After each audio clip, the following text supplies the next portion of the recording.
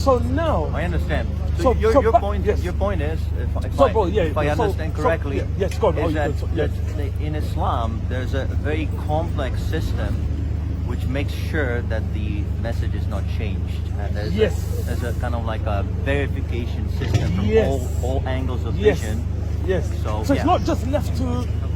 Yeah, but I just believe it's not left to Right, that. I understand. So, it's so very what I'm nice. trying to, yeah. So what? And yes, if I may just yeah, say, of course. we have a very similar system, which you might find interesting. We call it the parampara. It's for the succession of spiritual masters who make sure that the message of the Vedas is preserved in the original way.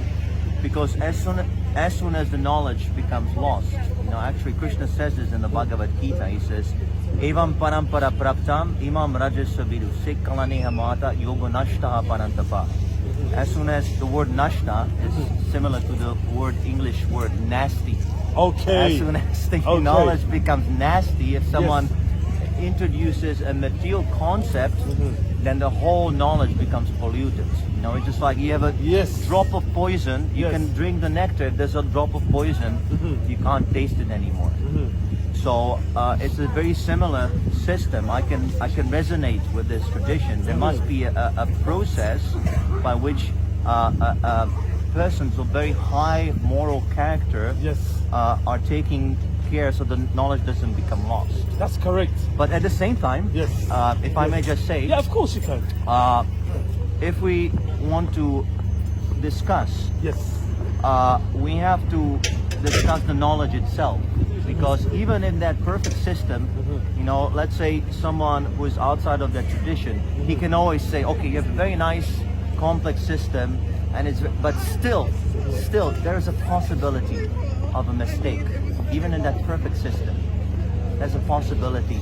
But of a mistake. See, this is a good discussion. Anyway, because, that's not my. That's a good point because that's not my main point. Yes, of course. In order to deal with this, us as theists, we should deal with the knowledge itself, like the knowledge of Quran. Like you said very nicely, that nothing can be created out of nothing. Yeah. This is. It's nothing to do with religion or scriptures. This is something we generally know. Plain Things logic. don't create themselves. Plain That's logic. correct. Plain logic. Yes. And if you take the atheists and let's say the evolutionists and so on and so on, they base their science that also has lots of complexity and verification on a very illogical basis. Yes. The Big And Bang that's and true. so on and so on. I mean, doesn't make any sense. Thank you. It really. It just doesn't. It just simply doesn't make sense. It is not scientific. Atheism to me just. I mean, it's guesswork. It's conjecture. Actually, that is the blind faith. I've said it myself. Yeah. I've actually sometimes I go through moments where I record conversations with myself, and that's one of the things I concluded about atheists as well. It's a blind faith. Yeah. It's blind because. You can't prove it by any No. logical It's a lot of it is just guesswork. Yes. A lot of it is just guesswork.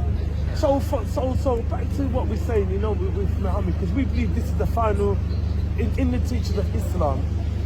Because one of the things I was going to get to, I was going to say here, why we believe the Quran is a miracle. Yeah. Because in the time of the Prophet, peace upon him, like I said, he was illiterate.